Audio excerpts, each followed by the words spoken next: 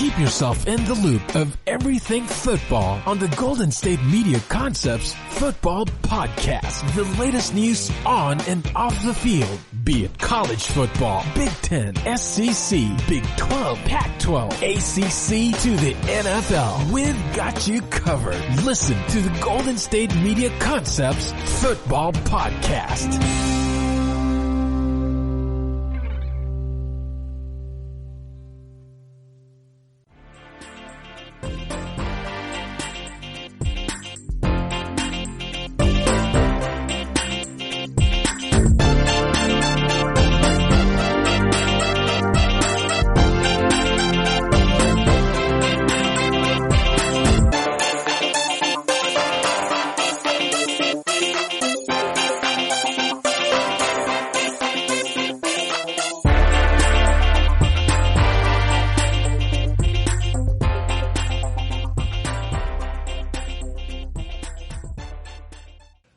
Football is back.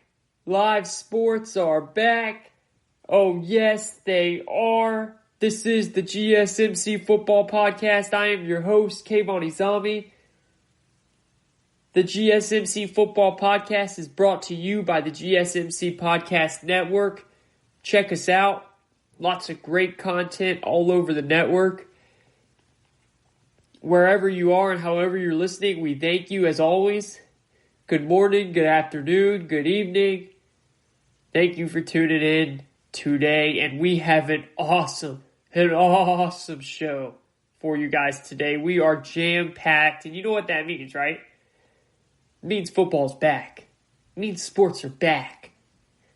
Because we're packed. We're packed with content, baby. It's coming. It's right around the corner. It's back, my friends.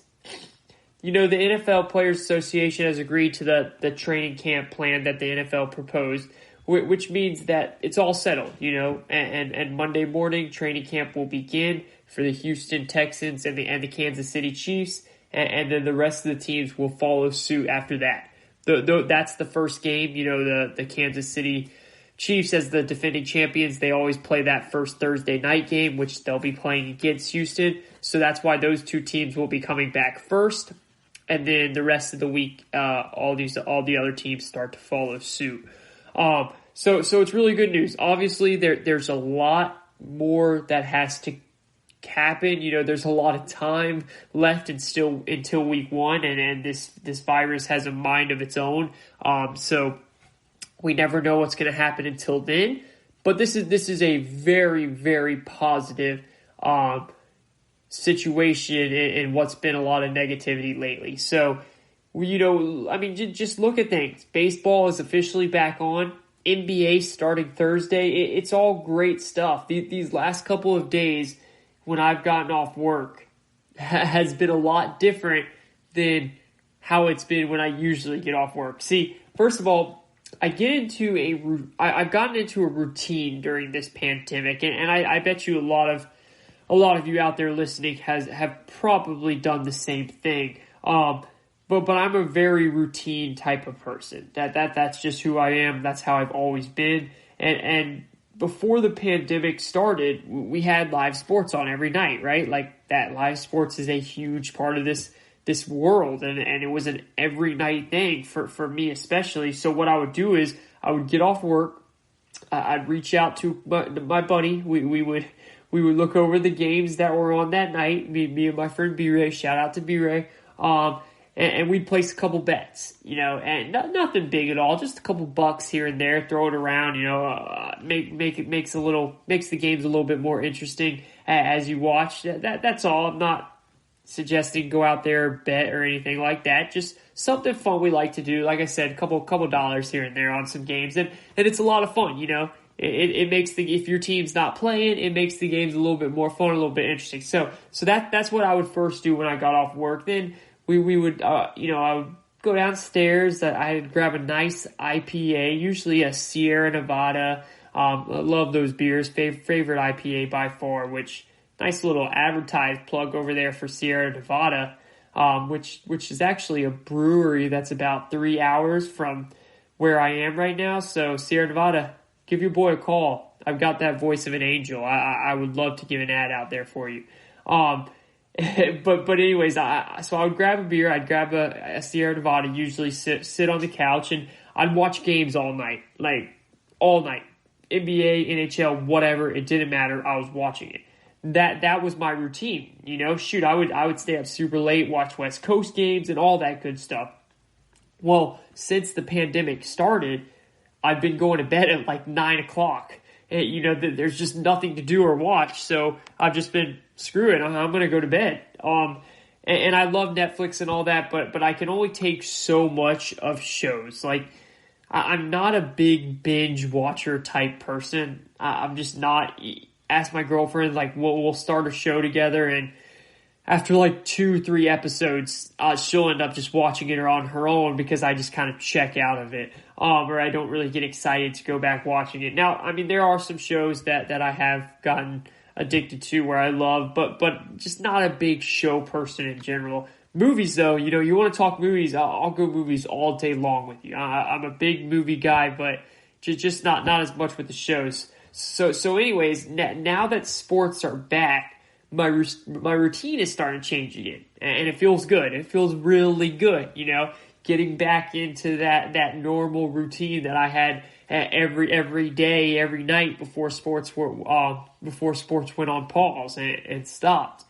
So we have football right around the corner. I mean, right around the corner. Monday training camp will start. And we have a packed show today. So let's get into it. Let's start talking about it so we don't waste too much time and we start talking about the good content that is out there.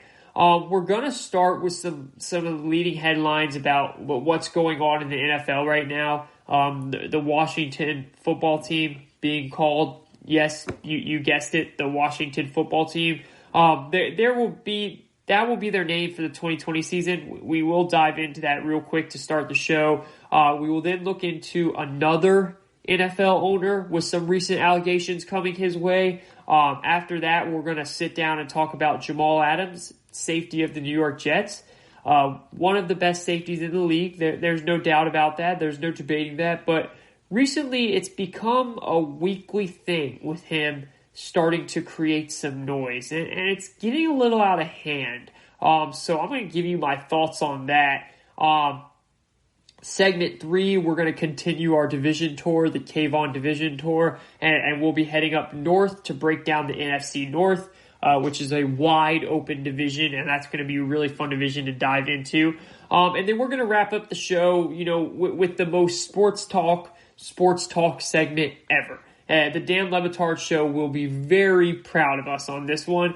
We are going to give you guys our top 10 coaches in the NFL right now. That's right, ranked 10 to 1. We're going to give you those. Look, I find these segments so fun to do. They're true sports segments, It's an opinion-based segment. And that's what makes it so fun, because you can truly just debate it with anyone, because everyone has different opinions, and that's what makes sports talk so great, really. So I want to hear y'all's top 10. I want to hear what you guys think of my top 10. What would you change of it? And then let me get your top 10. What are your top 10 coaches in the NFL right now going into this 2020 season? You can hit me up on the show account, which is at GSMC_football, or you can hit me up on my personal account at Kayvon_sports with an S at the end. So reach out to me on either one of those, and again, I'll read your answer out loud. I'll read it. I'll give you a shout out, read it out loud, and I'll debate you right here on air. So we'll get into that to finish off the segment. But let's dive into the change of the Washington name here, okay? For those who missed this, we went into a long conversation about the Washington name change and why it's happening now and all that a couple of podcasts ago. So you can always go back and listen to that if you want. But for those who missed this, Washington will now just be known as the Washington football team for this year. Just for this year, they're going to change it after that. They have removed the Native American imagery from the helmets, and they'll replace that with that gold number, like the part of their color, and they'll put the number on there. They're going to keep the burgundy and yellow colors, which I think it's yellow, or maybe it's gold. I don't know. It's like a burgundy gold, whatever. They're going to keep that color scheme though. And see, to me, this is the smart move. This is the smart move. And first, this tells me clearly that the franchise wants a name that is already trademarked by someone else, so they have to go through that entire process of getting ownership of that name. And there's supposedly some guy up in Washington who has created a hobby, I guess you could call it that, and he has been trademarking new nicknames for years that Washington could use. So there's a very good chance that they have to go through him or someone that already has the name that they want. And these things take time. I mean, that's a very expensive hobby, by the way, for this dude. So if he has the name that Washington wants, that's a process of getting it from him, and he might make a lot of money out of that. But overall, this is the right move. Like, it really is the right move. I get it. When you're an owner continuously making the wrong move, you get trolled on the internet by everyone. And I mean, I have had so many people when this news come out just hit me up saying, just laughing. This is such a Dan Snyder type move. Like, this would be their name of the team. And that's fair, and that's all fun and games, and it was fun to joke around with it for a little bit. It makes sense, when you take this long to finally change the name, and then you don't really have time to find a new name, you're not gonna get the benefit of the doubt. You're just not for the owner that you have been in the past years or so. So with that being said, though, I actually applaud Dan Snyder here. I think he's doing the right thing with this move.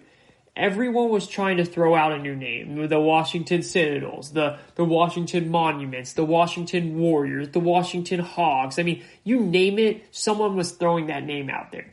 And you know what? It took this long to change the name, so why not take as long as you need to get it right?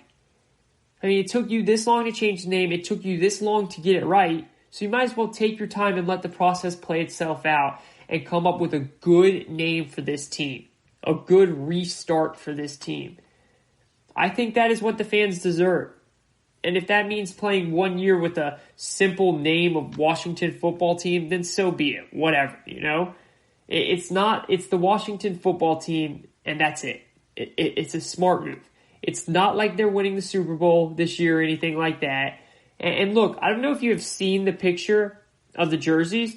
They actually are pretty fresh. The number on the helmet and the word Washington across the middle of the jersey, it actually looks really good, in my opinion. I would go check that out on their Instagram. So I think that for a 1 year rental, it's a good move. And one last thing. In today's day and age, you can't be a professional organization without a nickname that is yours, that is trademarked and owned by you. Because people will go out there and make money off of it. People will create t-shirts and apparel and all kinds of stuff. I mean, that's just what happens in today's age. So instead of having to deal with that and having to deal with coming up with a terrible name and a terrible logo because you don't want to go through the process of taking or buying a trademark back from someone that already has one of the name that you want, instead, they're taking their time and they're doing it the right way. It's a smart move. It's a smart move, and even though Daniel Snyder, and trust me, you guys have heard me, I have been very critical of Snyder as of late. But you got to give him credit on this. I think he's doing the right move here. He's taking his time. He's having patience so that he can get the right name for this franchise. Took him this long to get it right. It's okay to go an extra year to make sure that you guys, you fans of the Washington name, of the Washington team, get a name that fits for a good restart, refresh, rebrand of this organization. All right, I want to now segue from one owner who is currently under investigation of allegations in Dan Snyder to another owner, NFL owner, who is now going to be under investigation as well. It is reported by CNN that Woody Johnson, owner of the New York Jets, is subject to State Department investigations following allegations that he made racist and sexist comments while serving as ambassador to the United Kingdom. A spokesman for the NFL said the NFL is aware of the CNN report and refer questions to the State Department, who is doing the investigation. Woody Johnson came out and said, and I quote, "I have followed the ethical rules and requirements of my office at all times. These false claims of insensitive remarks about race and gender are totally inconsistent with my long-standing record and values." Johnson also sent an email telling the embassy staff he is absolutely committed to, I quote, "he is absolutely committed to a workplace free of discrimination and in which each team member can thrive," end quote. Jamal Adams, who is the best player on the Jets by far, and frankly, I don't even think it's close. He tweeted out this after this news came out about his owner having being investigated for these type of allegations. He tweeted out, and I quote, "We need the right people at the top. Wrong is wrong." He went on to say, "Right is right, wrong is wrong. If you don't think this is wrong, you are part of the problem, not the solution," end quote. When you look at how the league handles situations like this, the first thing they almost always do is defer to whatever organization or entity that is investigating this issue, this problem, this thing that happened, for a lack of a better word. We see that with the way they are allowing Dan Snyder to hire his own law firm to investigate the recent allegations that came to his organization. We see it when a player or coach or owner gets in trouble with the police, whether that's a civil or criminal charge or investigation. We've seen that. This has happened numerous times in the NFL, right? So the NFL will let that investigation play out and then decide how to step in. That's usually the precedent that they've shown in situations like this. For this scenario, though, this investigation will be done by the U.S. State Department, but with the statement the NFL put out, it looks like they will do the same thing, and then they will wait and see how that process plays out before deciding whether to take any league action against an owner. Situations like this is really tricky for Commissioner Roger Goodell, because remember, guys, the commissioner works for the 32 owners. They hired him. They are his boss. So he works for those owners. So it puts him in a tricky situation when stuff like this happens. We have seen in recent years with some owners getting in trouble here and there, and there's always that discussion, and always will be that discussion about, did the league go far enough with these punishments, or did they go too far? That's always going to be a conversation, right? We've had that many times. Same with players when they get in trouble. Similar situation. We've seen that in recent years history many times. And so for this situation, the league is looking into it, and we will have to see if there will be a league investigation on Jets owner Woody Johnson. We don't know if that will happen yet, but we will see if these allegations are true. And again, that's a big if. We don't know that they for sure are true. But if they are true, then this definitely could be bad news for Woody Johnson, and rightfully so, if this is found true. I'll be interested to see what comes out of this exactly. I'm not really sure that you can prove that this is true if you don't have some sort of video or a recording of him saying the remarks that are being reported. I'll be very interested to see how this plays out, because let's be honest here. With the environment we are living in today, and people are feeling more willing to come out and speak against someone. I mean, we saw Jamal Adams do it. I'm sure there are some other players in the Jets locker room that are probably believe that these statements are true. And they might want to come out and say something too, say something as well. they might want Woody gone as an owner, or they might want them out. They might want to be out themselves, be traded to a different team, go to a different organization. I know that sounds harsh, but if these remarks are true, then those players would have every right to feel that way. I'll be very interested again in seeing how things go from here. I personally don't think anything will happen. And the reason I say that is because that doesn't mean I believe or don't believe he said these things at all. But if there is no recording or video, then it becomes he say, she say type thing. And we all know how that works. We all know how that goes. I have a lot of people saying this could be a Donald Sterling type situation. We are way too early in the process to decide that. But when it came to the Donald Sterling situation, for everyone refresh their memory here, the NBA forced Donald Sterling to sell his franchise for a myriad of reasons. First of all, Donald Sterling was already widely known as a racist prick. There was no hiding that. I don't think that is the case with Woody Johnson. I don't know. I haven't really heard much about him. Second, there was audio. Full-blown audio of Donald Sterling saying racist things. And third, and this was a huge piece of it, the players. The players stood up and said, we want Sterling out. They made their voices loud and clear. I mean, if you guys even remember, they even put their warm-up gear on inside out so it was hiding the Clippers logo, pretty much saying, we don't play for this team because we don't play for this guy. All three of those were major details that ended up kicking Sterling out as an owner of an NBA team. Again, we are nowhere near any of that with this situation. There is still a lot that has to happen, and we have to sit and wait until the investigation is over and see what comes out of it from there and see what the NFL decides to do from there. Last thing I will say about this is Woody Johnson needs to speak up and say more. I read you guys his statement earlier, and I have no clue if he said it or not, and frankly, it would be unfair for me to try and judge that. But I hope he understands that putting that little statement out there is not going to just make this all go away. He needs to say more. He needs to talk to his team. And if he didn't say it, then he should be able to go talk to his team with conviction and show that he truly is innocent of this and he didn't say these remarks. This is the GSMC Football Podcast. I am your host, Kayvon Izami. We thank everyone for listening.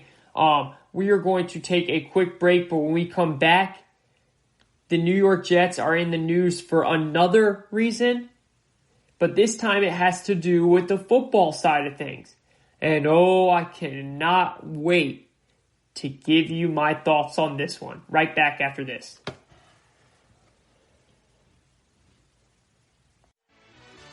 Are you looking for help for your fantasy football team? Check out the GSMC Fantasy Football Podcast. Get today's best advice on who to start, who to sit, even who you should draft. From sleeper picks to red hot lineups, they got it all covered for you. That's gsmcpodcast.com/fantasy-football-podcast. We'll cover traditional leagues, dynasty, PPR, even IDP leagues. When you need fantasy help, there's just one show to hit up. Don't forget to like them on Facebook and follow them on Twitter. Visit gsmcpodcast.com for more info.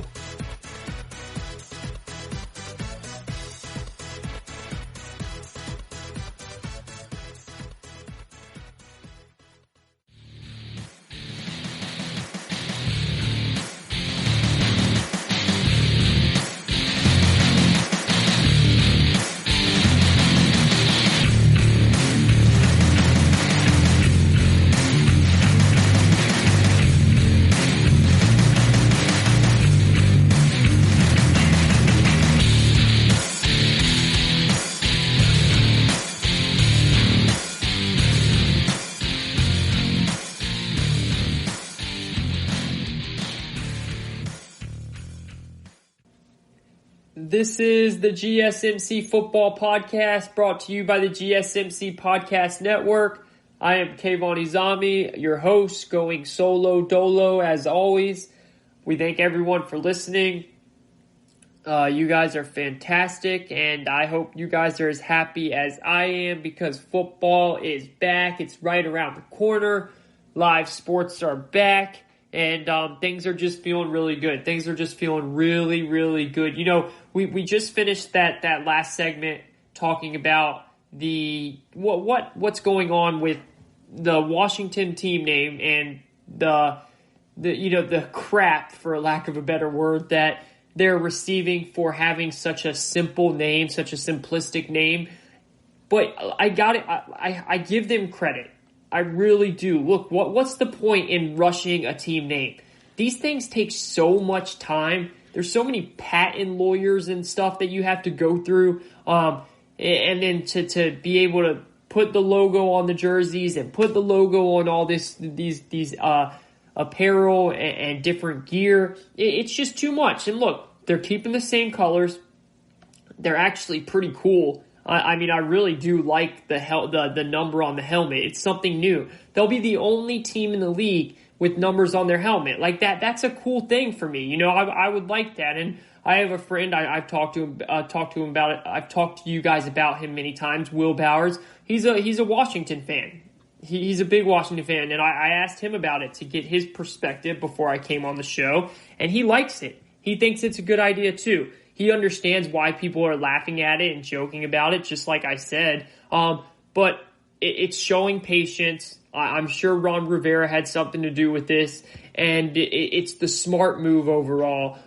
So you got to give them credit for that, and then they can take their time and come out. All in all, if I have to give you a prediction, I think they're going to end up being the Washington Senators. I think that's going to be the final, the final decision of them picking a team name.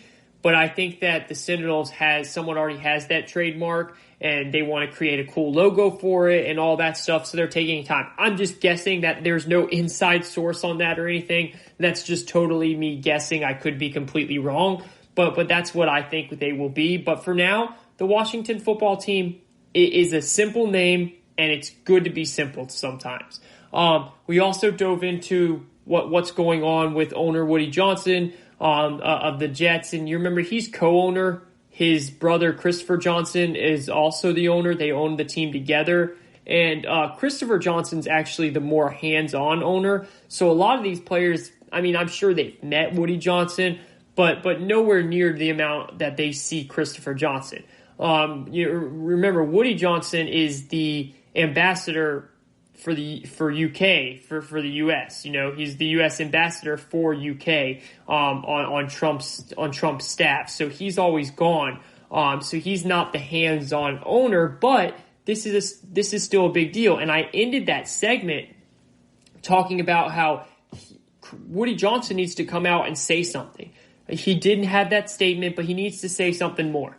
It's only right. You shouldn't just leave it in the dark like that. And you know who else, and I didn't mention this, needs to say something? His brother.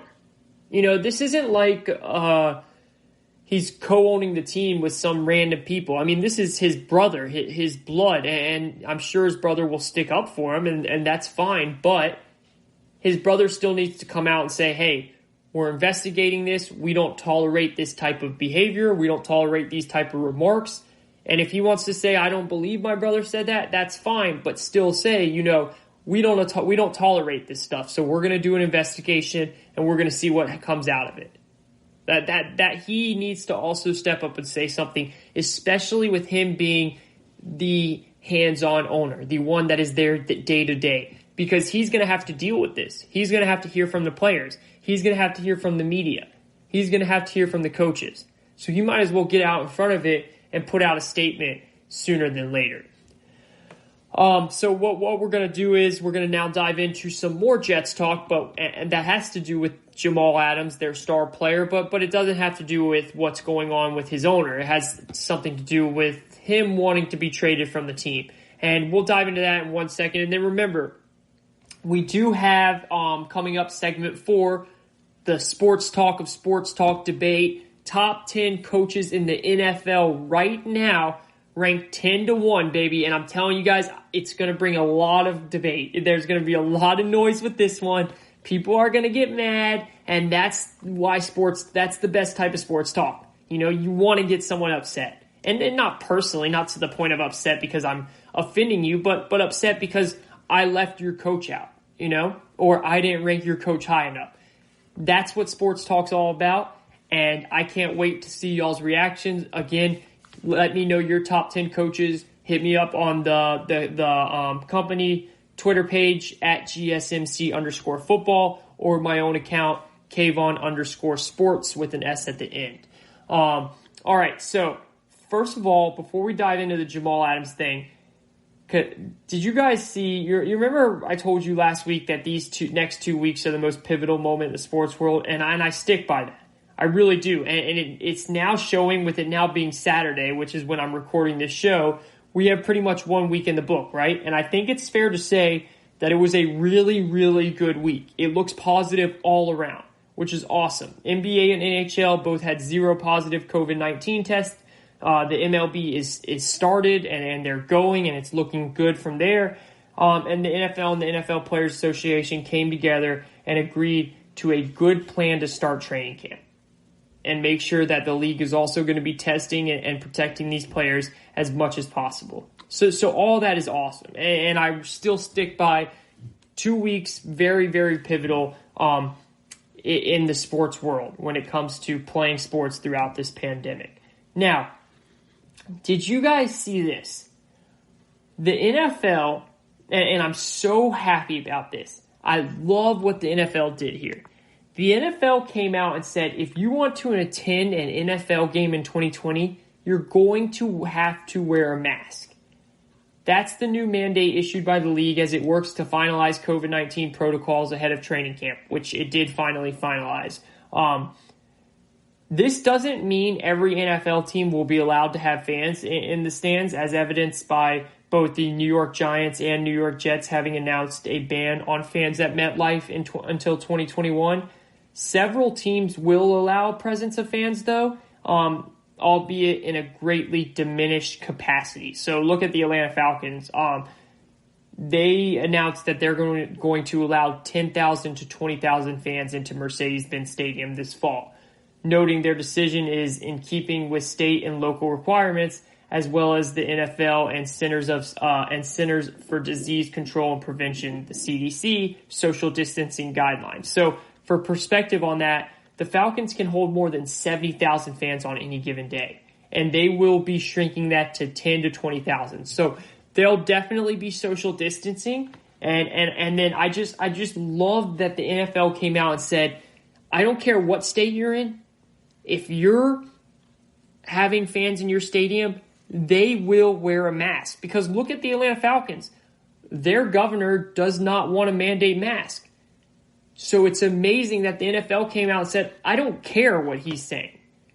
If you're going to go to an NFL game, you're going to wear a mask. And that's the way the NFL needed to do that. And I have to applaud the NFL on that for taking control of that and saying, we're going to listen to the state and federal government with social distancing and all of that stuff, but not when it comes to masks. When it comes to masks, there's no debating. You will have a mask on when you go to an NFL game. And I love that. It's the right move, and it's just another step in the right direction to try and have a real full season during a pandemic. And these are all things that need to be happening if you're going to get through that season. Okay, now let's dive into this Jets story.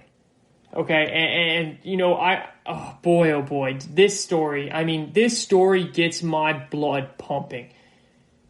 And I had to take a break before we started this, and I had to take a nice sip of my Mountain Dew so that I could be ready to dive into this, because this gets my blood pumping.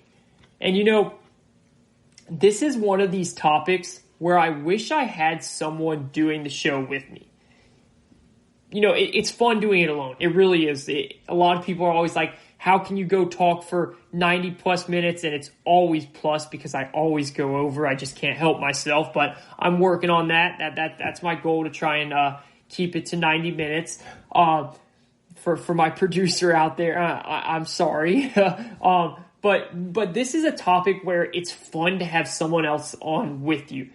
Because I honestly want both sides to be argued in favor of for this. So I'm going to have to do that myself, and it might look like I'm contradicting myself a little bit here, but just stick with me and understand where I'm going, because I'm going to be arguing for two different sides of the whole situation, okay? And I'll explain more of that as we go here. But let's back things up first a little bit here. In case you haven't heard, Jamal Adams requested a trade last month because he is frustrated that the team won't give him the amount of money he wants. So Jamal Adams requested a trade from the New York Jets last month. Most of us have heard that already. Adams has been in the league for 3 years now. So he is still on his rookie deal, so he is ready to get that big payday. And the Jets have said numerous times that they want to pay him, and Adams keeps saying that they aren't offering him the money he wants. So he ended up requesting a trade. Now, Adams was the number 6 overall pick in 2017. So technically, he still has 2 years left on his rookie deal. And that is why the Jets haven't budged and traded him, because they don't have to. He has 2 years left on his deal. At least they didn't think they had to. They might want to start rethinking that now. In an interview with the Daily News, Adams came out and said that general manager of the Jets, Joe Douglas, told Adams that he is willing to trade him for the right circumstance, but has yet to give Adams and his team permission to go shop around and talk to other teams about coming to trade for him. Regarding Joe Douglas and the Jets' offseason tactics, Adams said in the article, "Why would Joe come out and say he wants to make me a Jet for life? Why would you say that and then not even give me an offer? Don't BS me. I'm a straightforward guy. You don't have to BS me because I'm going to keep it honest." End quote. That's what Jamal Adams said about general manager of the Jets, Joe Douglas. So those are quotes in this Daily News article that Jamal Adams said about Joe Douglas. Now let me read you what he said about his current head coach, Adam Gase. I mean, this is mind-blowing that a player is saying this about his GM and his head coach. He goes, and I quote, "I don't feel like he is the right leader for this organization to reach the promised land. As a leader, what really bothers me is he doesn't have a relationship with everyone in the building. At the end of the day, he doesn't address the team. If there is a problem in the locker room, he lets another coach address the team. If we are playing poorly," and he didn't actually say poorly, he said something that I can't use on this show if you catch my drift. "If we are playing poorly and we are losing, he doesn't address the team at halftime. He will walk out of the locker room and let another coach handle it." End quote. Wow. I mean, he just came at his GM and his head coach in the same article, and sadly, this is not the first time that Jamal has done this. Look, obviously the guy wants out, right? He wants to get paid, and the Jets clearly aren't going to do it, so he wants out. And clearly, the inexperience of the Jets general manager is showing here. You don't tell your star player you want him to be a Jet for life and then just stop talking to him for 3 months. I mean, that doesn't make any sense. You don't do that. That's not how you treat any player, let alone your best player on the team.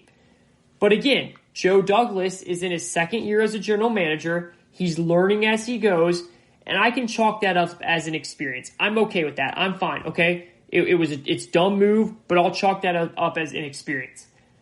But man, this thing about the head coach, that's an issue. You cannot have your head coach acting like, not making relationships with people in the building. The whole point of being a coach is making relationships. That's how you coach your players. Not addressing the team at halftime? So what, you don't want to fix the problem and try and win? Like, what? I'm stunned. When I read this article, I am stunned. I'm floored. I mean, we all knew Adam Gase was a little weird. We all saw that when his opening press conference with the team, his eyes were tripping out every day to Sunday. I mean, they were just going all over the place and all over the room.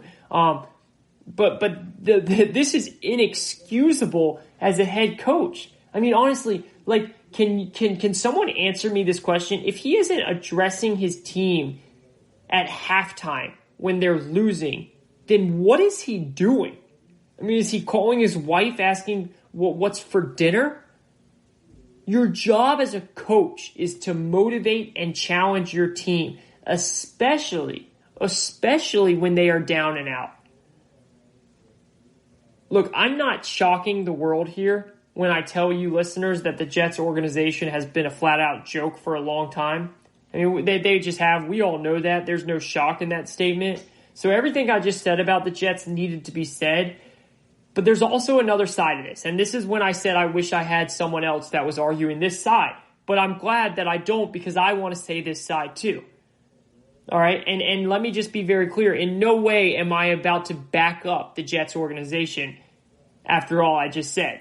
The Jets organization has screwed this situation up to a T. I mean, they've jetted it. I wish that could be a word. You know, like here in North Carolina, there used to always be a phrase, NC State, NC Stated, which means that they choked. You know, that they lost the game.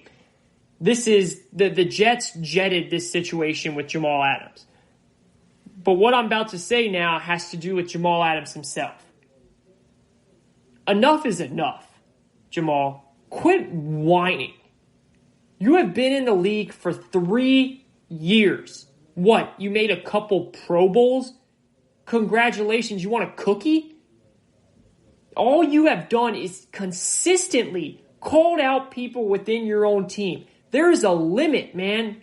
Look, I understand why Jamal is angry. I get it. He wants to get paid, and the organization has told him they want him a Jet for life, but they don't even talk to him or negotiate with his agent for 3 months. It's a mess. I get it. He wants to get paid, and I'm always for players getting paid, but my goodness, every single day is something new with this dude.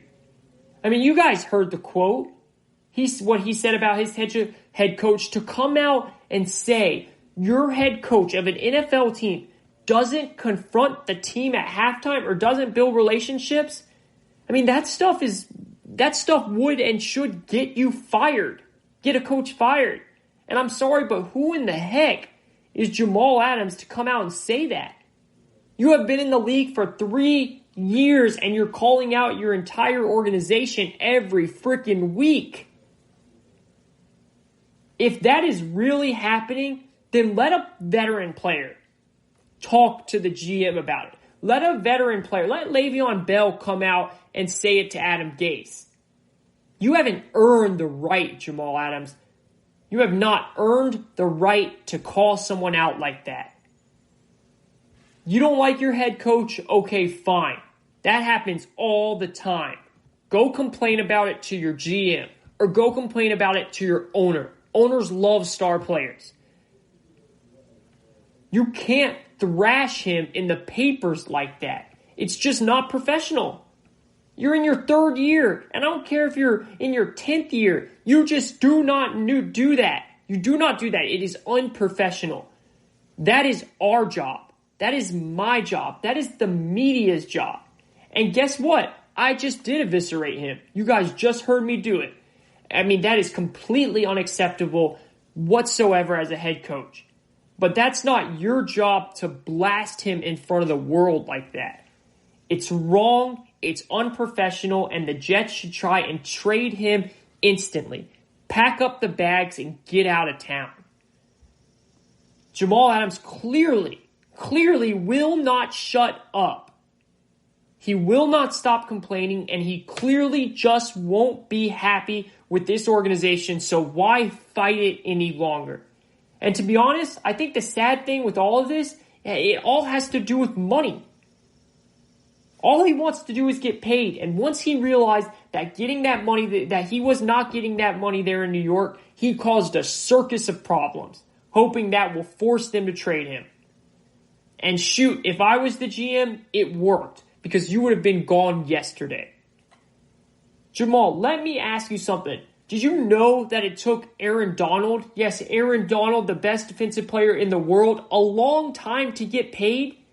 Khalil Mack had to wait to get paid. Chris Jones had to wait to get paid.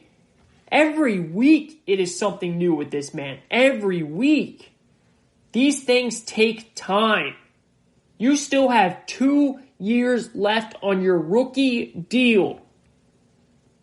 Also, I have a feeling that other teams are looking at this and saying, do we really want to give up a first-round pick for this guy?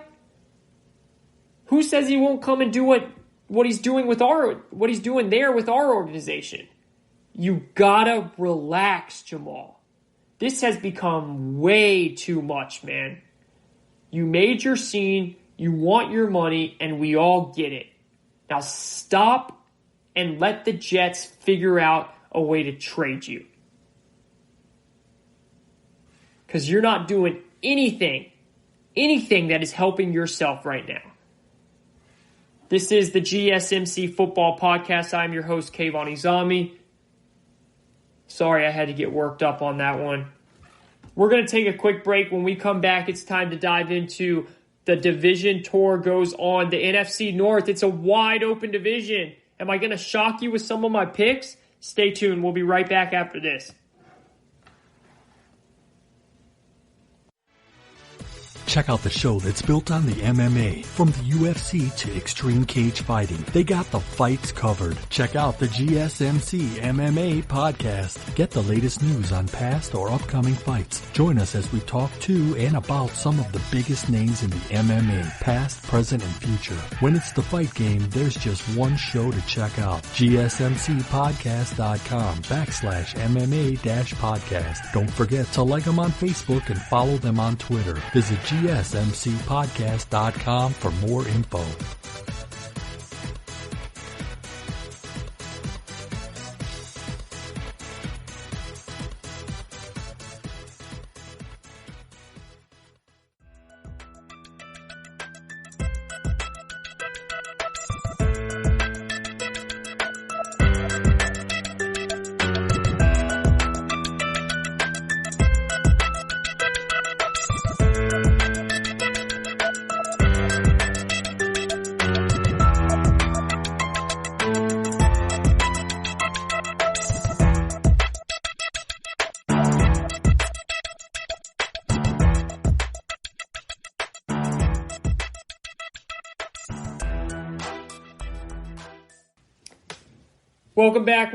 Welcome back. This is the GSMC Football Podcast. Hello, I hope everyone's doing well.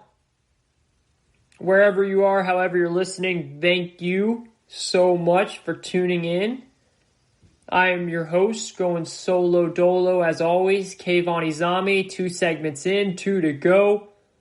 And they've been fun. I got hot last segment. I got hot. Look, I know you guys don't usually see that side of me. I know I like to take some hot takes here and there, but that one gets me angry, man. I mean, it just does. The way both sides of the situation is just, I mean, look at it. You know, I mean, the Jets have just they've gone things in such a bad manner with the way their organization has gone about stuff.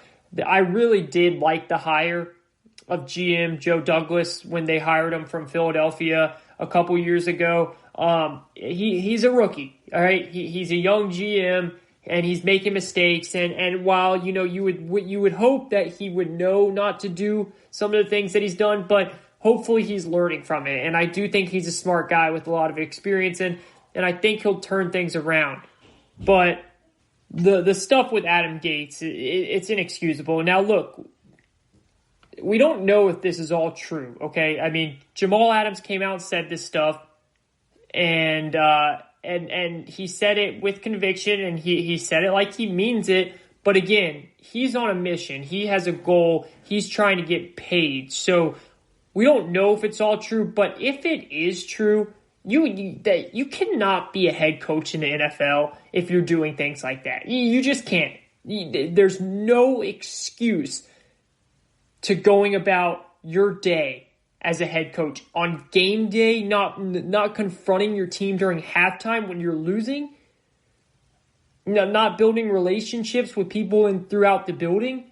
I mean, you're the leader of this team. People should love you. You know, you should walk in and people should smile and be excited to talk to you. Stop and ask them how about your day. You know, I know you're busy, but I mean, relationships is so important in football. I mean, not let alone football, sports in general. It is the biggest part of sports. We look at relationships in sports, and that's how you build your career up. You would hope that these claims that Adams is making is false, but I'm not going to call him a liar. I mean, why would he say it, Again, I know he's on a mission to get paid, but these are some very extreme remarks, and I'm going to take him for his word about it, and I'm floored. I'm floored about the comments because you can't be a head coach and do that kind of stuff. But then also, it makes me very mad that Jamal Adams had the audacity to call out his head coach like that in public. Go to his face, Jamal. Tell him to his face that you have a problem with him.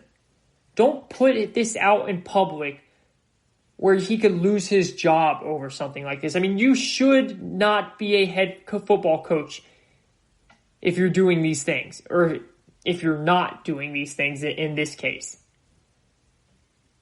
So I do not like it, and that's why I got heated about that incident. So we're going to dive into the NFC North now. We're going to do a great division breakdown here. We've been doing the Kayvon division tour lately. We've already done the AFC East, the NFC East, and now the NFC North. If you guys remember, my NFC East prediction was the Philadelphia Eagles. My AFC East prediction was the New England Patriots for one more year holding on to that title. And then I believe the Bills will take it over from there. And now it's time to dive into my NFC North predictions. Now, after that, you know what we're going to do? We're going to do the Ultimate Sports Talk segment, baby. The 10 best head coaches in the league. And I really cannot wait for that segment. I think you guys are going to love it. And I hope it brings a lot of conversation to the table. But for the NFC North, you know how we always start. We always start with doing the predictions within the predictions. So, we first like to do the best coach. Who is the best coach in the NFC North? We got to go Mike Zimmer. I have to go Mike Zimmer. Maybe in a couple years it's Matt Nagy. Maybe he can take this crown. I do love what Matt Nagy is as a coach. He comes from that Andy Reid tree. Very smart guy. He overachieved with Mitchell Trubisky. He has overachieved with Mitchell Trubisky, but he's only 2 years in as a head coach, and he's not able to take over Mike Zimmer. You have Matt LaFleur, who had a fantastic rookie year head coach. Again, rookie head coach, though. Only 1 year in as a head coach. Maybe one day he can take this crown. But right now, Mike Zimmer... You know what I just realized while I was saying these? There are 3 out of the 4 coaches in this division. His first name is Matt. You have Matt Nagy, Matt LaFleur, and Matt Patricia. And then Mike Zimmer. So all M's. I mean, that just popped in my head while I was talking about these coaches. That is really weird. But Mike Zimmer gets the crown here. Best coach in the NFC North. He just got a contract extension. Well-deserved. He is an old-school coach that is still working in today's NFL, and that's how you know he's a good coach. He's a run-the-football, play defense, no-nonsense type of guy, and that got him 10 wins last year and a playoff win on the road. It's working. He deserves the contract, and congrats to him on that. You wear the Kayvon prediction within the prediction crown of best coach within the NFC North. Best QB. Now, you guys are going to think I'm crazy for saying this, but this one was much closer than people would say. It's Aaron Rodgers. All right, I know I just started off that sentence and probably everyone thought I wasn't going to go Aaron Rodgers, so it's Aaron Rodgers. He is still the best quarterback in the division, but Matt Stafford is a close second. Matt Stafford is very underrated. You guys know how I feel about him on this show. He is a really good quarterback who does not get talked about enough because he's in Detroit and he hasn't had the best talent for a lot of his years. He's on the come up, but it's still Aaron Rodgers. Aaron Rodgers is one of the best quarterbacks in the NFL. There is no denying it. Aaron Rodgers is the best quarterback in the NFC North, and we saw that from what he did last year by putting his team on his back and getting them all the way to the NFC Championship game. Best wide receiver, Davante Adams gets the nod here, but this one was close as well. The division has a lot of good receivers. You got Adam Thielen. You got Kenny Golladay. These are good receivers, but Davante Adams is still the best receiver in the division. He's a top 10 receiver in the entire NFL. The guy's a stud. He can catch the ball at all phases of the field. Davante Adams gets the crown best receiver in the NFC North. Best running back, Dalvin Cook. Hands down, Aaron Jones is great. Aaron Jones is a very good running back, but Dalvin Cook gets this nod. The dude is when he is healthy, the dude is a top 2, top 3 running back in the entire league. And he can do it all. Catch it, run it, screen pass, whatever. He can do it. And Dalvin Cook wears the crown for best running back in the NFC North. Best tight end, Detroit Lions. Best tight end, it comes down to, and look, the tight end is opposite of the depth that they have in receivers in this division. It definitely is not as stacked on the tight end side. I'm going to have to reluctantly give the award to Jimmy Graham with the Bears, but that just shows how weak of a tight end division this is. I think Jimmy Graham is wildly overrated, but when it comes to this division, he is the best in it. Best offense, it's the Detroit Lions. I know it sounds crazy, but look around at every offense in the division. The Packers didn't bring anyone new. Yeah, I guess you could say they could get better with another year in Matt LaFleur's offense, but they didn't bring anyone in to help, any other wide receiver to help Davante Adams, to help Aaron Rodgers. The Vikings were going to be the team I was going to pick if I didn't pick the Lions. I love Dalvin Cook. I love Adam Thielen. They drafted a stud receiver in Justin Jefferson, but they traded away Stephon Diggs. And Jefferson's going to take a while before he can live up to what Stephon Diggs brought to the table. And they're still apples to apples to me, very, very close. So I went with the quarterback, and Matt Stafford is better than Kirk Cousins. So the Detroit Lions get the best offense in this division. And the best defense is the Minnesota Vikings. I love what Mike Zimmer does with his defense. They had a down year last year. Their cornerback and safety play was not the best. Their safety play was very good, but their cornerback play was atrocious. I think Mike Zimmer will get that worked out. They have the best defense in the NFC North. Now, let's dive into our predictions. The Chicago Bears, 8-8 last year. Head coach Matt Nagy entering his third year as head coach after winning the division title and fielding one of the best defensive performances of the season in 2018. The Bears were an obvious regression candidate last year, and they eventually proved that to be true as they ended up going a disappointing 8-8. I will say, though, 8-8 is not bad for having a quarterback in Mitchell Trubisky who was hurt throughout the year. We all know that's on record now. He had shoulder problems. What happens in 2020 is all predicted on Mitchell Trubisky.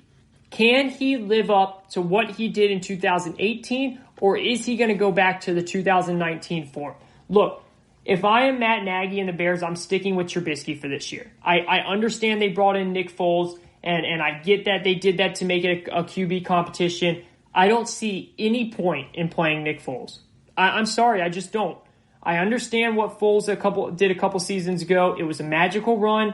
I am happy that he was able to capitalize on that and get the big payday. I just don't see anything like that happening again with Foles. The Eagles that year were stacked from every single division. Every single position, they had depth. It was one of the best teams we've seen in a long time in the NFL. This Bears team has a lot of holes. So you have to go with the most talented quarterback, and that is Trubisky. Now, remember, I'm talking about the most talented between Trubisky and Foles here, all right? It's not that complicated. But Nagy is a phenomenal play caller on the offensive side of the ball. He has to put Trubisky in better situations, and most importantly, he has to let Trubisky run. Trubisky is a sneaky, athletic, not a quite Josh Allen type runner, but he is really close. He is one of the best running QBs in the league, and that threat makes things open up for his passing game. And most importantly, it creates confidence for him, which is huge for a young player who has had ups and downs so far in his career. You have to open up the door for Mitch Trubisky. Unfortunately, I don't think they have enough weapons. They have a good receiver in Allen Robinson. Other than that, that's it. They paid Jimmy Graham way too much money, signed him for a 2-year, $16 million deal. They then went and drafted the best tight end in the draft in Cole Kmet. So they have like 8 tight ends on their roster, which makes no sense to me. And it just seems like a desperation move, all of this stuff by general manager Ryan Pace, who knows he's on the hot seat. And their running back, I don't really like their running backs. David Montgomery had a lot of expectations last year. He didn't live up to it. Maybe he'll take a step forward this year. And I don't think their defense will be as good as it was 2 years ago. It took a step back last year, and I think that that's probably where they'll be this year again. I think they'll be a middle-of-the-pack defense, but they won't be as good as they were. Because of that, the Bears squeaked by to get 8 wins last year, and I think they dropped down to 7 this year. Vegas has the Bears win total at 7.5. I am going to take the under. I'm taking the Bears at 7 wins this upcoming season. Now, Detroit Lions. The Lions, 2019 record, 3-12-1. Head coach Matt Patricia. This is my surprise team of 2020. Look, everything that could have gone wrong with the Lions went wrong last year. Detroit suffered through a 3-12-1 season that saw starting QB Matt Stafford miss 8 games. Before Stafford went down with the injury, the Lions were sitting there 3-3, and 2 of those losses were 1-possession losses to Kansas City and at Green Bay. Okay? The Lions are relative long shots to win the division. While I don't think they will win the division, I do think they can play spoiler for a lot of teams. They added Desmond Trufant, who the Falcons cut him. I've watched him, very closely the last couple years. He's a good cornerback. He's just had some injury issues lately. It will be interesting to see how he helps this team out if he can stay healthy. They added linebacker Jamie Collins. I do like Jamie Collins. And they added Danny Shelton, defensive tackle. And then they added tackle, which I cannot pronounce his name, but he came from Philadelphia. It's like Hala Paluvati to a 5-year, $50 million deal. And that will help keeping Matt Stafford upright, which is very important. With that being said, they lost one of the best cornerbacks in the league in Darius Slay, which is massive. And the reason is because he didn't like Matt Patricia. I mean, there was more to it, but he really didn't like Matt Patricia. The Lions had a really good draft class, though. They took Jeff Okudah with the number 3 overall pick. Usually I'm not taking cornerback that high, but I think Okudah is a special player and can have an impact early. Speaking of impact early, they drafted DeAndre Swift out of Georgia, one of the best running backs in the class, who definitely can have an impact early. So now you add Swift to an already potent offense in Kerryon Johnson and Swift in the backfield together. All right, then at receiver, you have Kenny Golladay, Marvin Jones, speedster Marvin Hall, tight end TJ Hawkinson. I mean, these are all good names on paper, and you put all those together, and you have Matthew Stafford as the conductor, and a healthy Stafford, that is. I think you get a recipe for a very, very good offense. The one thing that has not allowed me to take this as a bold division winner pick is Matt Patricia. I do not like Matt Patricia as the head coach. If they had Jim Schwartz still there, or if they had Jeff Caldwell still there, I'm not even lying, I would take this as a division winner. This team, I like their offense a lot. I think Matt Stafford had a lot of time to get healthy. I don't trust Matt Patricia, though. I don't. And that's what keeps me down. I think they'll be a good team. I think they'll win much more than 3 games, but they're not going to be able to wreak havoc in the division and be that wild card pick because I don't think they have a good enough coach. Vegas has them for 6.5 wins, and I absolutely hammer that over. This is a 7 to 8 to 9 win team this year. Green Bay Packers, 2019 record, 13-3. Head coach Matt LaFleur in his first year. The Packers are the favorites to win the division this year again. They had a great season last year, going 13-3, getting the number 2 overall seed in the stacked NFC. I would call the 2019 season a positive one. I don't think many thought that this would happen the first year under Matt LaFleur, but it did. And the defense started off really well. The offense found a little bit of consistency, especially within the flow of games. So I like what they did. The only problem is I think they took a massive step back this offseason. Instead of bringing in another wide receiver to help Rodgers, they drafted a quarterback. Instead of bringing in another wide receiver, then in the second round, they drafted a running back. They have a star running back in Aaron Jones. They have a franchise star quarterback in Aaron Rodgers. Look, I don't want to disrespect Matt LaFleur, but the only reason why this team made it to the NFC Championship game is because Aaron Rodgers put the team on his shoulders once again. He had a phenomenal season, made every throw that he could make, and while Matt LaFleur's system is good, and it's a running system, and that's why they drafted another running back, the problem is you have Aaron Rodgers, one of the best quarterbacks we've ever seen. You want the ball in his hands. You don't want to take the ball away from his hands. They're trying to do what Kyle Shanahan is doing with the 49ers, and the difference is two things. One, Kyle Shanahan has the best running formations and the running schemes in the history of as a coach. I'm not even kidding. I've never seen a better running formation by a head coach. While, yes, Matt LaFleur did come under Kyle Shanahan's tree, and while, yes, he has a good running formation as well, Kyle Shanahan has Jimmy Garoppolo. No disrespect, very good QB in the league, but Matt LaFleur, you have Aaron Rodgers. You need the ball in his hands. You don't want to take the ball out of his hands. Vegas has this team at 9 wins, and I think they're spot on. I don't think they win any more games, and if they do win more than 9 games, it's going to be specifically because Aaron Rodgers put the team on his back once again. The Minnesota Vikings, 10-6 2019 record. Head coach Mike Zimmer. Once again, congrats to Mike Zimmer on getting another on a contract extension. Well deserved. The Vikings ended the season on such a positive note last year. And you say, Kayvon, they got smacked by the Niners. How is that right? What are you talking about? You're right. They did lose to the Niners. But they got Kirk Cousins over the hump. The biggest boulder ever was weighing on Kirk Cousins because no one thought he could win the big game. And he goes into New Orleans, one of the toughest places to play, and he beats the Saints in overtime to get to his first ever playoff win. That sends the Vikings into a very positive note on the offseason. They got over the pressure. They got over the part that everyone said, hey, really good roster, but. Hey, really good coach, but. And that but was always, is Kirk Cousins going to do it in the biggest moments? He did it once, so now he understands how to do it. Now, I'm not saying he's going to go and win 4 playoff games and take him to the Super Bowl, but there's less pressure on him.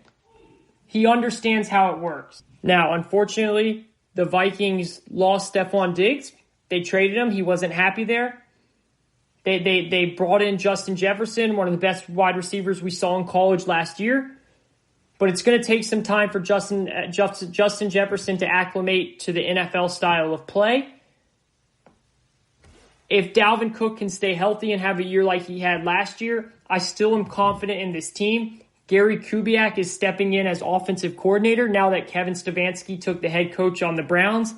And I think that's an upgrade. Kevin Stefanski, great coach. Gary Kubiak has won a Super Bowl in this league as a head coach. He understands Mike Zimmer's philosophy, and he has the exact same philosophy. Those two will work so well together. I think it will help Cousins out even more. I think Adam Thielen will step up and be that wide receiver 1 that he needs to be. I think Irv Smith Jr. will step up as a tight end in his second year out of Alabama. So I'm liking what this team is doing. I know they've lost some pieces on defense, and that's going to be a big question mark. But overall, I am taking the Vikings to win this division.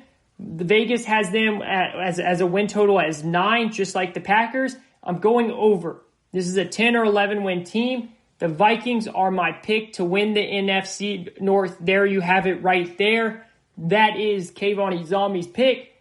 Lock it down, send it out, kiss it goodbye. It's on record. The Vikings are winning the NFC North, baby. This is the GSMC Football Podcast. I am your host, Kayvon Izami. We're going to take a quick break, and when we come back, It's time to rank the 10 best coaches in the NFL. Who do you have? Find out who I have after this.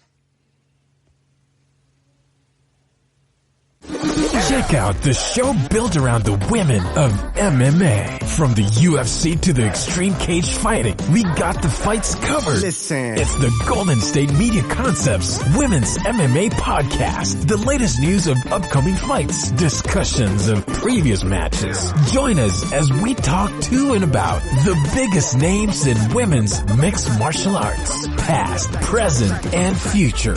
When it's the women's fight game, you know where to listen to. The Golden State Media Concepts Women's MMA Podcast.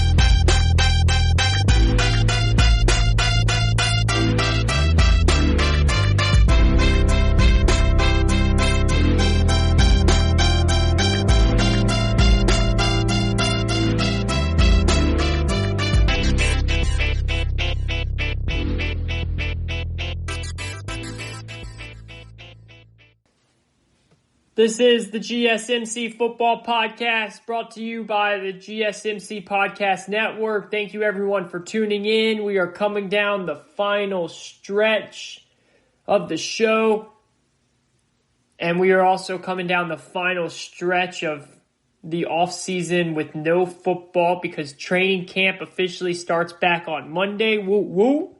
Let me hear a woo, woo. That's really awesome, and we just dove into my NFC North predictions, and I had the Minnesota Vikings winning the division. I have the Green Bay Packers taking a little bit of a step back. I love Aaron Rodgers. He's a beast, one of the best quarterbacks in the league, one of the best quarterbacks we've ever seen. I do not like what the offseason, what the organization did this offseason. I was very impressed with what they did last offseason, when they went out and spent some money on the defensive side of the ball, and it paid off. And I thought, okay, wow, so now they're going to do the same thing on the offense because they saw what they needed to change. They saw that their offense was not up to par as the 49ers offense, as some of these other offenses in the league, in the NFC to be specific. And the NFC is getting better and better by the day, by the year. And I feel like the Packers are regressing a bit by the moves that they made.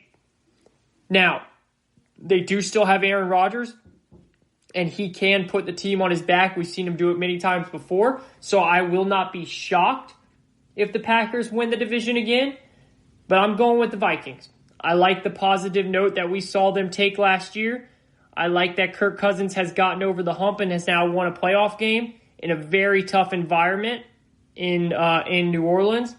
And I think all that is going to turn into another good year for Dalvin Cook, a big year for Adam Thielen, and I think that they will end up winning the NFC North. Now, we are going to do our final segment here, ranking the 10 best coaches in the NFL right now.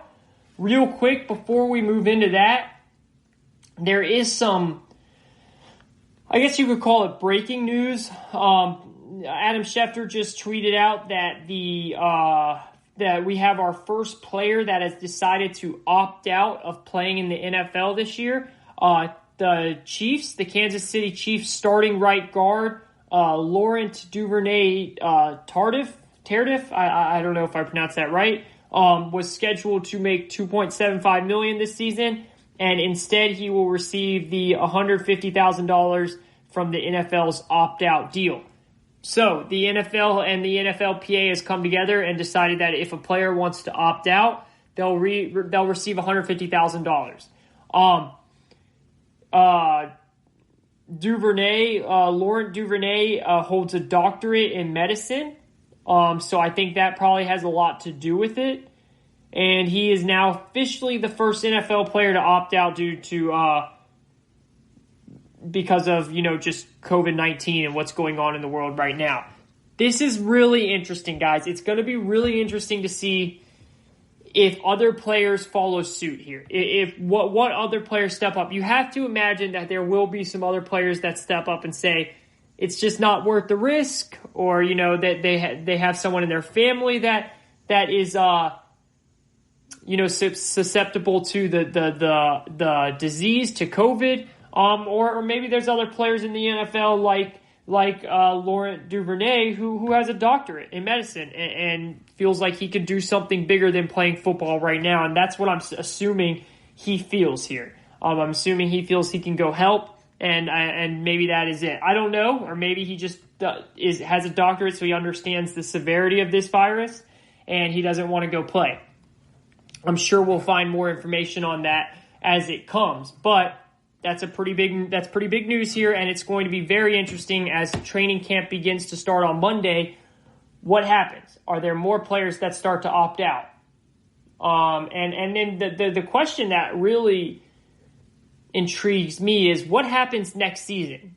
Is he guaranteed his spot back on the team, or does he have to go try out? Or is he a free agent? How does that work? Those are interesting questions. Or what if you opt out to play and you are a free agent next year? Does that mean that you don't become a free agent and it's kind of like a redshirt year? These are all questions that I'd be very interested to know, and we'll find those answers soon. And once we do, we'll relay them here on the show. But now let's get into the fun debate of the podcast here. The true sports talk of all sports talk debates. Let's go to the bar and have a couple brewskis and debate. These are the fun debates. These are the debates where you call up your friends and you say, hey, meet me at O'Charlie's. I don't know why. That just made me sound so uncool. I cannot believe I just said O'Charlie's. That actually makes me sad that that's what came into my head right there. Wow. I think I just lost some followers for that. I really do. But I got to keep trucking along here and hopefully make up for that mistake. This is that type of conversation where you say, hey, call up your buddy. Don't say O'Charlie's, but call up your buddy and say, let's go to the pub. Let's go to the pub. Let's knock down a couple brews. And let's talk about who's the best coach in the NFL. Let's talk about who's the second best coach in the NFL. Ah, crap, man. We're on beer 4, beer 5. Give me your top 10. And then next thing you know, you're sitting there screaming at each other and not making any sense. Those are fun debates. And that's what we're going to have on this show. But hopefully we make some sense with this conversation. And again, please tweet me. Who's your top 10? Listen to mine here. Are they similar? Are they different? What do you like about my list? Show me your list. I'll tell you what I like about your list. At Kayvon_sports, at KAYVON_SPORTS, or at GSMC_football. At GSMC_football. Tweet at me. Let me know. Number 10. Here we go. The 10 best coaches in the NFL right now. Number 10, and this is going to be a controversial one, but it's Dan Quinn of the Atlanta Falcons. Look, I know what people are saying. How can you have someone on there that's on the hot seat? And Dan Quinn is on the hot seat. If he doesn't have a good year this year, he will be gone. You guys have to understand, when I'm making this list, I'm putting everything into account. Winning record, what they've done in the past. Do players like him? Do players want to go play for him? Is he a leader? Does he know his X's and O's? Does he know whatever specialty he has, if it's defense or offense? Is he a guru at that? I'm thinking about all this stuff. You can criticize Dan Quinn. There is no doubt about it. You can definitely criticize Dan Quinn. He had these last 2 seasons, 7-9, 7-9 back-to-back, finished second in the NFC South. Those are not good years. And a lot of that had to do because the defensive side of the ball was not good. To Dan Quinn's credit, though, he has had to deal with more injuries than any other team these past 2 years. The Falcons have been plagued with more injuries than any other team. Every year you get that injury bug team. That's been the Falcons the last 2 years, especially on the defensive side of the ball. I'm looking at what Dan Quinn has done before that. And I'm looking at what Dan Quinn even did those 2 years. Look, he started for first year as a head coach with the Falcons.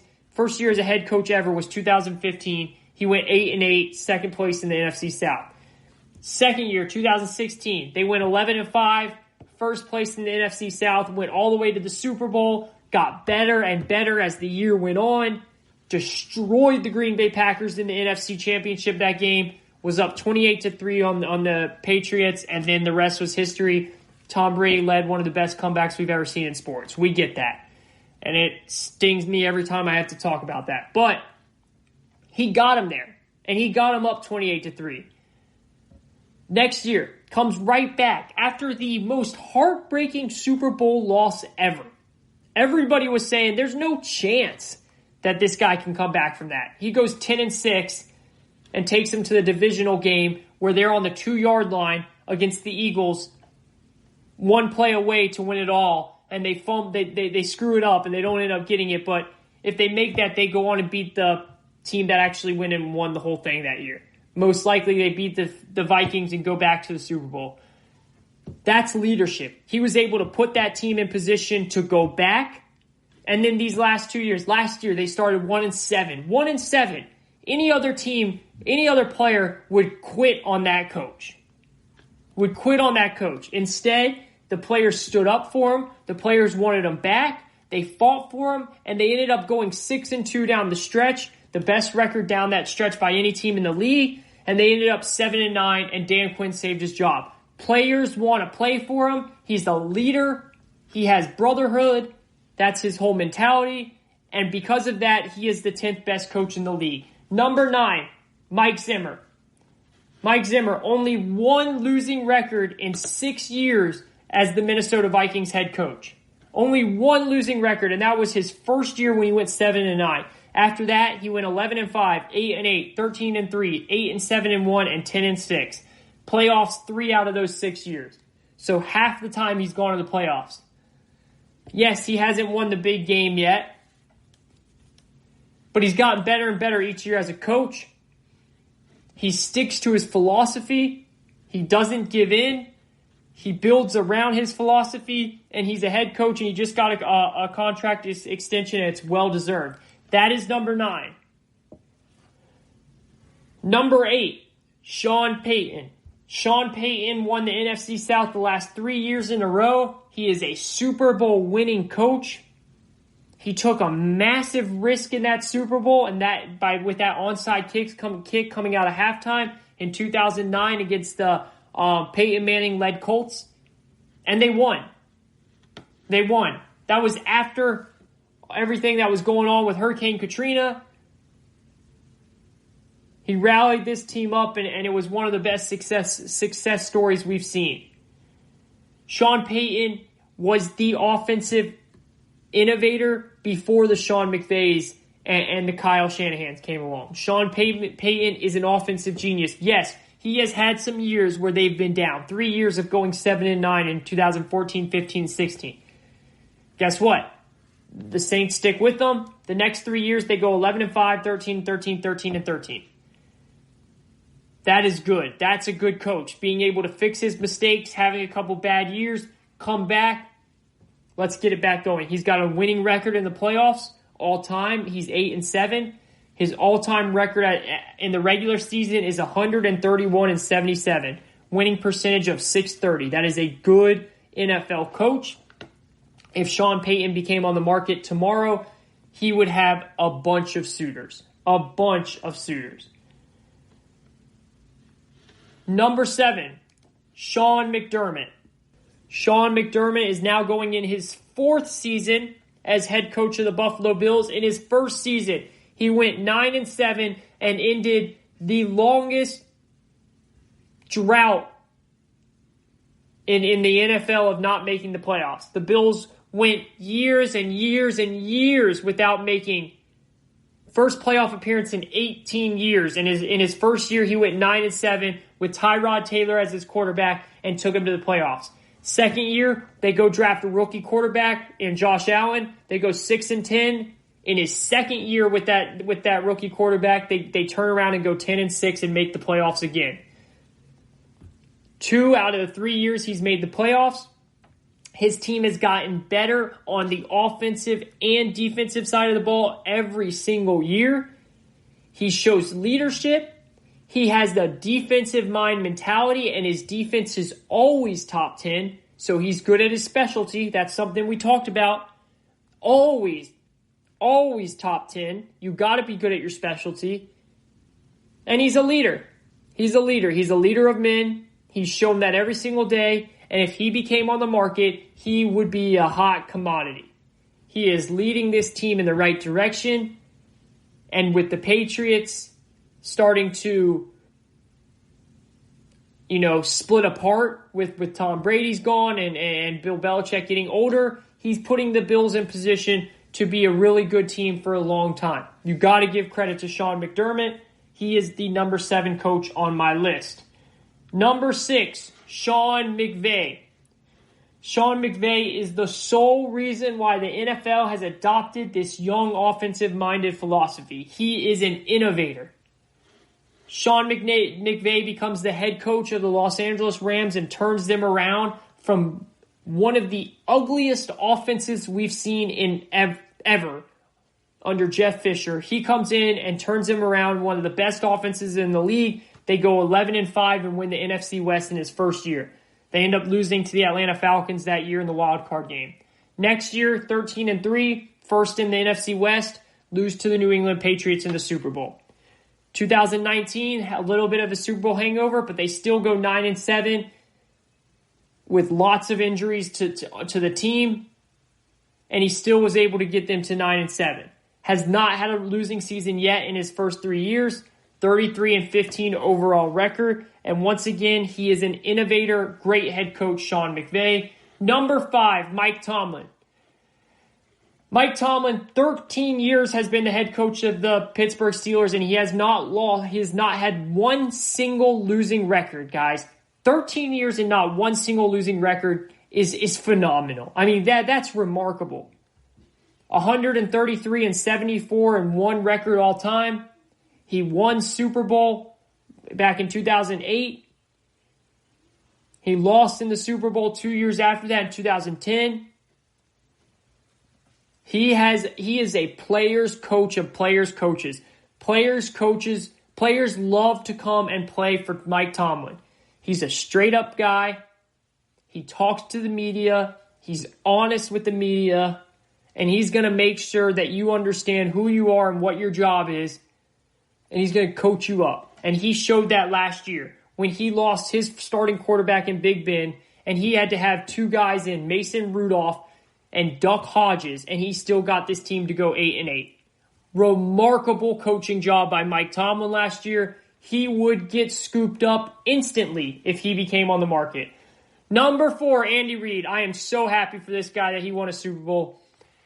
Andy Reid, 2 different places. With Philadelphia, he went 130-93 as a coaching record. Lost in Super Bowl 2004 to the New England Patriots. Went 10-9 with a playoff record in Philadelphia. He then came to Kansas City. He's now 77-35, and he finally got his coveted Super Bowl trophy this past year. Andy Reid is a straight-up guy. He's a fun coach to be coached by. Once again, he's another player's coach. And he is an offensive genius. Guys like Matt Nagy, guys like Doug Peterson are the people that they are because what they learned under Andy Reid. You have to give that man credit, and it's hard not to be very happy for him for winning the Super Bowl. Number 3, John Harbaugh. 12 seasons as head coach in Baltimore. He was promoted from the special teams coordinator, and Baltimore never looked back after that. Won Super Bowl in 2012 with Joe Flacco as his quarterback.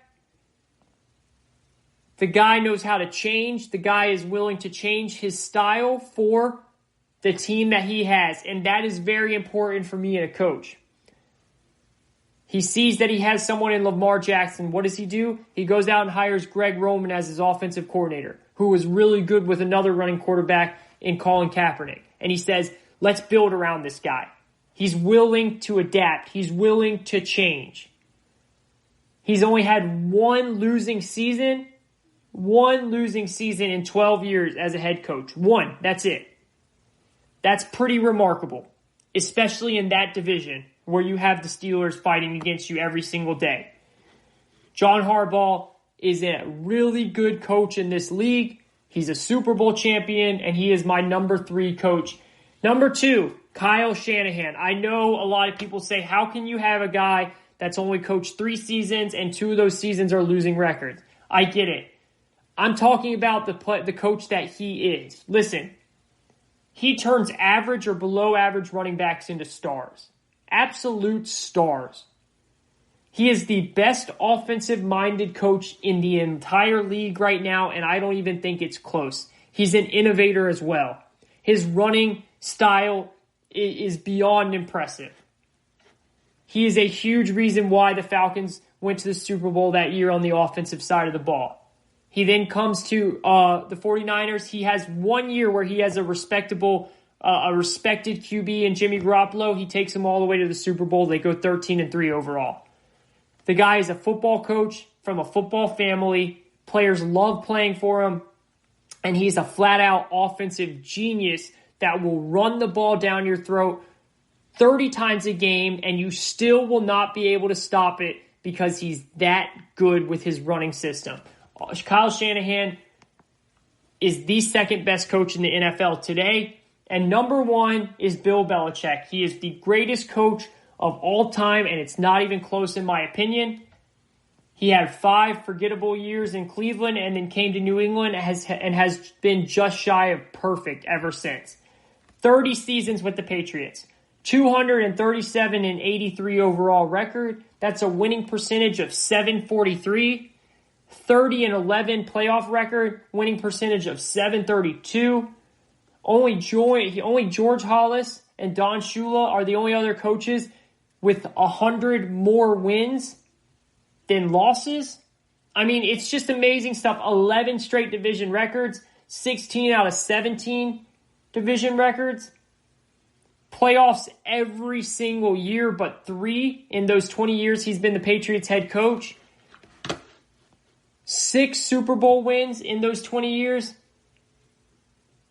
The guy is a flat-out football coach that, in my opinion, is the best coach of all time. He's stubborn, yes. He's not fun to watch, yes. He's not fun to ask questions to, yes. He can have an attitude, yes.